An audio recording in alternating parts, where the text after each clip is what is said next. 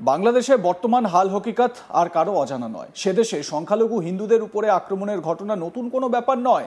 এমনকি ইতিমধ্যেই সেখানে হিন্দুদের একাধিক ধর্মীয় স্থানে হামলা চালানো হয়েছে বলে অভিযোগ উঠেছে। এদিকে সদ্য গিয়েছে দুর্গাপুজো। এবার প্রশ্ন হচ্ছে, কেমন হলো বাংলাদেশের দুর্গাপুজো? কেমনই বা হলো সেখানকার প্রতিমা নিরঞ্জন? বাংলাদেশের কক্সবাজারে সাগরে প্রতিমা নিরঞ্জনের ব্যবস্থা করা হয়। একটি বাংলাদেশি সংবাদ মাধ্যমের তথ্য অনুযায়ী এই বছর জেলায় ৩২১টি মণ্ডপে দুর্গোৎসব অনুষ্ঠিত হয়েছে। এর মধ্যে কক্সবাজারের সৈকতে বিসর্জন দেওয়া হয়েছে ১২৭টি প্রতিমা, আর বাদবাকি প্রতিমাগুলি বিসর্জন দেওয়া হয় চাকরিয়ার, মাতামুহুরী নদী, কুতুবদিয়া ও টেকনাফ সৈকতে। স্থানীয় সূত্রে জানা গিয়েছে ১ ঘন্টার মধ্যে ১২৭টি প্রতিমা নিরঞ্জন দিয়েছে বিভিন্ন ক্লাব। বিসর্জন পর্বে টহল দিতে দেখা যায় নিরাপত্তারক্ষীদের, ছিল পুলিশ, র্যাফ ও নৌবাহিনীও। রীতিমতো পুলিশ কন্ট্রোল রুম খোলা হয়। চলুন সেই ছবি আগে দেখা যাক।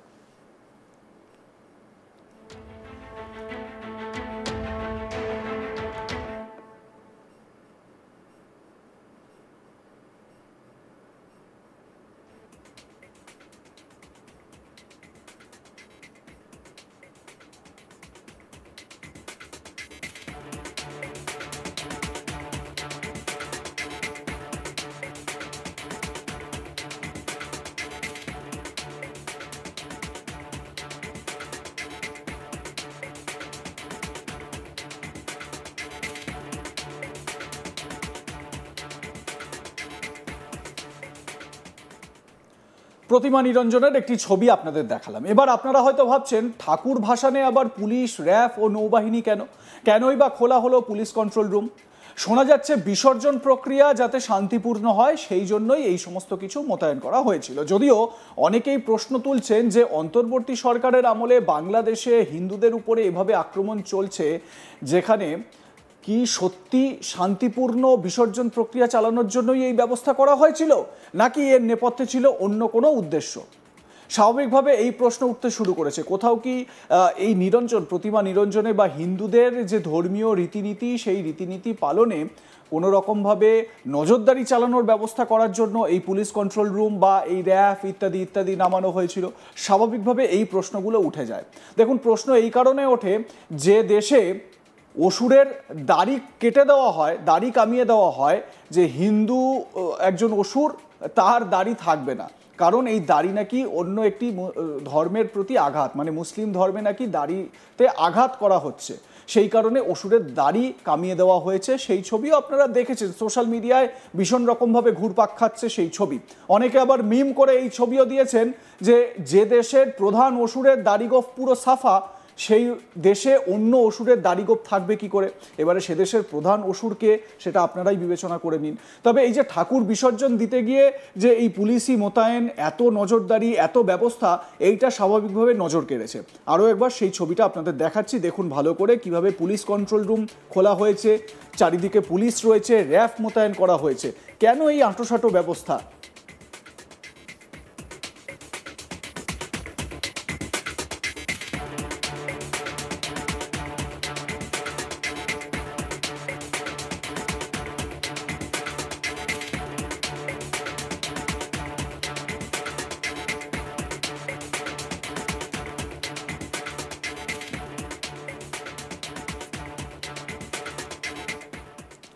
উল্লেখ্য, বাংলাদেশে শুধু হিন্দুদের উপরে বা হিন্দুদের ধর্মীয় স্থানে হামলা চালানোই নয়, হিন্দু দেবদেবীর নামের সঙ্গে যুক্ত যে সমস্ত নাম রয়েছে সেগুলিও বদলে ফেলার কথা বলা হয় সেদেশে। আম যেগুলো রয়েছে, সেই আম বদলে ফেলার কথা বলা হয় সেদেশে।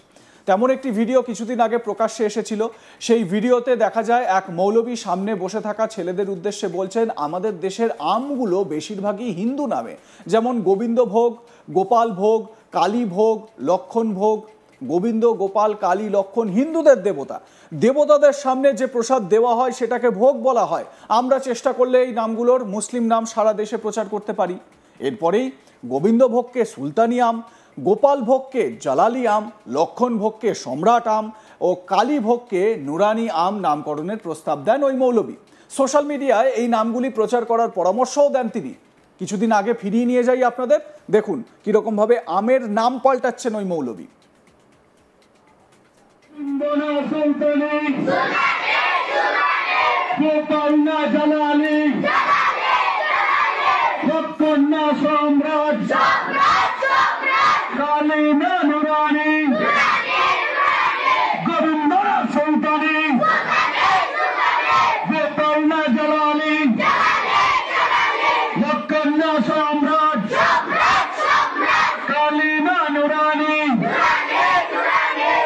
আসসালামু আলাইকুম রাহমাতুল্লাহি ওয়া বারাকাতুহু।